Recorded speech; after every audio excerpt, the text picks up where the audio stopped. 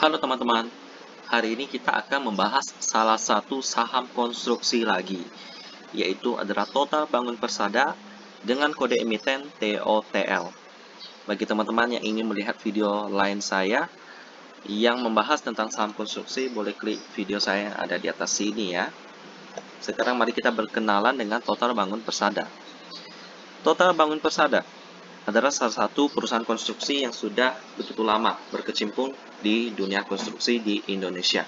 Kita bisa lihat di sini ada beberapa proyek yang sudah dibangun oleh Total Bangun Persada, yaitu Center Park di Jakarta, lalu Living World di Tangerang, lalu Legata di Jakarta, lalu Marriott Seminyak di Bali, lalu ada lagi The Cedi Sakra Bali di Bali, lalu ada Hermitage Jakarta. Itu adalah sekilas beberapa proyek yang sudah dibangun oleh Total Bangun Persada ya. Sekarang kita akan melihat sejarah dari Total Bangun Persada. Didirikan pada tanggal 4 September 1970, Total yang bergerak di bidang bangunan dan konstruksi melakukan restrukturisasi dan mengubah namanya menjadi PT Total Bangun Persada pada tahun 1981.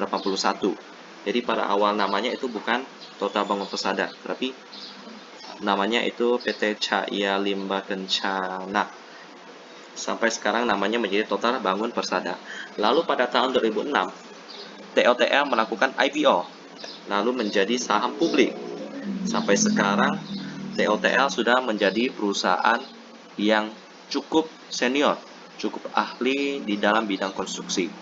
Meskipun pada tahun kemarin, sejak terjadinya pandemi, sektor ini adalah salah satu sektor yang cukup terdampak karena pemerintah harus mengalihkan dana yang pada awalnya dianggarkan untuk konstruksi menjadi untuk kesehatan ya, karena hal itu perlu diperlukan karena waktu itu terjadi pandemi COVID-19, maka banyak sekali orang-orang yang sakit.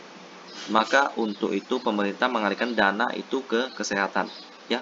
Tentu saja tidak semuanya, tentunya masih ada beberapa anggaran yang masih dianggarkan untuk konstruksi ya. Karena konstruksi ini dipakai memang untuk kesejahteraan rakyat. Karena itu tetap diperlukan, dan pada tahun ini sudah mulai pulih teman-teman. Karena itu saya membahas begitu banyak tentang saham-saham konstruksi. Bagi teman-teman yang ingin belajar tentang perusahaan-perusahaan konstruksi yang sudah saya bahas sebelumnya, bisa lihat di sini ya.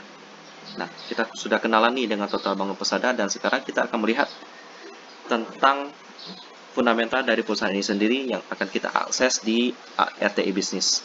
Bagi teman-teman juga yang ingin mengerti tentang tutorial menggunakan RTI Bisnis, boleh klik video saya yang ada di atas sini ya. Dan sekarang kita langsung masuk ke RTI Bisnis.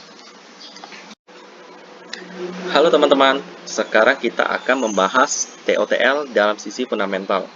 Ya, kita lihat bahwa TOTL ini cukup baik, setiap tahun selalu profit ya. Dan profitnya ini juga cukup tinggi daripada harga sahamnya. Dan juga yang menarik teman-teman, selalu bagi dividen. Kalau kita lihat di sini dari tahun 2018. Dan dividennya ini cukup tinggi teman-teman, di atas 10% payment ratio-nya. Sekarang kita lihat apakah keuangannya, fundamentalnya juga sehat, seperti dividennya, kita lihat. Dari operating profitnya 57M dan net profitnya 51M. Jadi cukup bagus teman-teman. Yang penting net profitnya jangan lebih besar.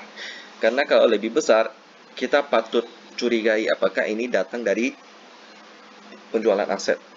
Ya. Jadi ini cukup bagus.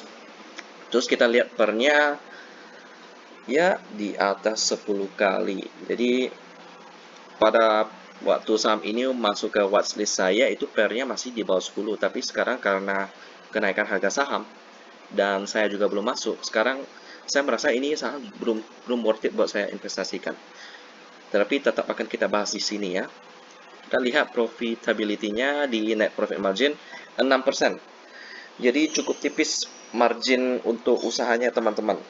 Ya, jadi kalau misalnya terjadi kenaikan bahan baku seperti semen dan lain-lain, berarti net profit marginnya akan terpotong lagi teman-teman. Jadi perlu menaikkan harga jasanya. Jadi ini cukup tidak menyenangkan ya, cukup berisiko karena kalau kita naikkan harga, maka customer kita, pelanggan kita juga pasti akan melakukan komplain.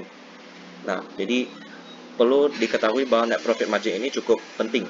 kalau tebal, maka kita dapat bertahan lebih lama di bisnis ini ya. Jadi untuk TOTL sendiri mungkin perlu diperbaiki dari sektor net profit marginnya ya. Tapi tentu saja ini tidak mudah teman-teman.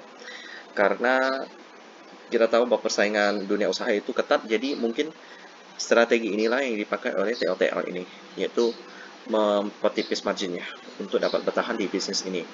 Dan sekarang kita lihat di liquidity-nya, cash ratio-nya cukup bagus, 45%. Jadi untuk hutangnya dia bisa bayar memakai cash sampai hampir setengah hutangnya dibayar memakai cash.